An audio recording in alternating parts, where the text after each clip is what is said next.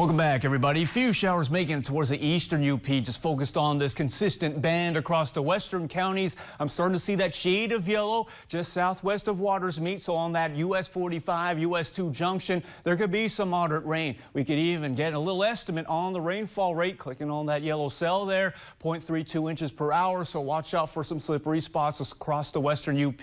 Looking good so far on the MDOT camera on the junction there, the intersection. And then some of that rain making its way north of Bruce Crossing. This is M28 at Ontonagon County line around Trout Creek. Damp roads, but not slippery to impact travel. That's not too bad at all. We're going to see this band of rain push towards the central and eastern counties through the evening hours, and then by the overnight into the early morning hours of Friday, we're expecting it to taper off. We'll catch a brief break from rain for Friday morning. Hopefully some breaks of sunshine too.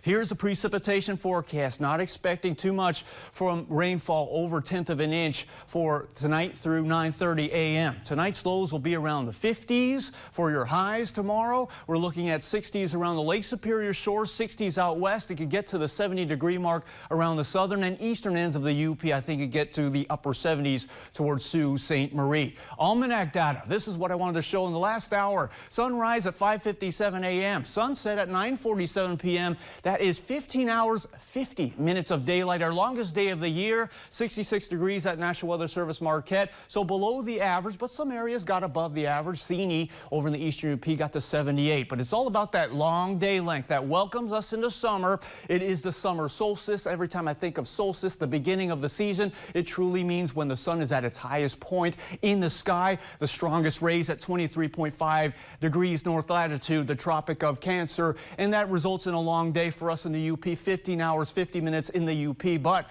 for alert, the Canadian province over at Nunavut. That's 24 hours. That is the northernmost permanently inhabited place in the world. So that's where they got the longest day. Now, we got to keep an eye on the weather, right? We got some tropical storms activity around areas of the Caribbean and Gulf of Mexico, and all that swirl is working into a system that's brewing east of the Colorado Rockies, east of Denver, and that has everything from energy to moisture, and it could bring some heavy rain. Moderate rain first to the western UP by Friday afternoon, but with thunderstorms in the picture by the afternoon and evening hours.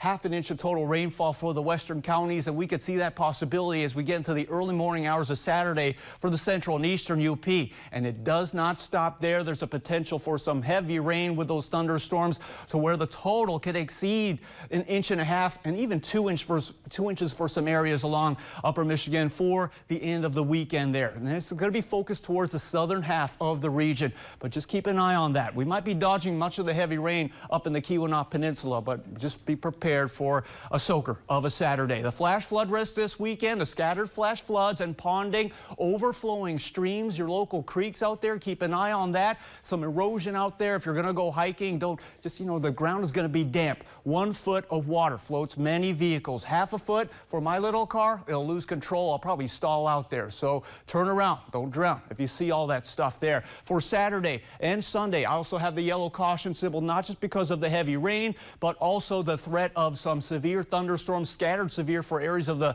southwestern UP, and isolated to where damaging wind gusts and hail are all possible. So we'll keep an eye on that one all weekend long. Your TV6 extended forecast shows some warm up finally for early next week to where it can finally feel like summer, my friends, like 80s, I know we had that 95 over in Silver City a couple days ago. It might be a while to get to that point, but at least, 80s are nice. Hey, we're on the road to it. We are. Absolutely. Yeah. Thank you, Noel. So.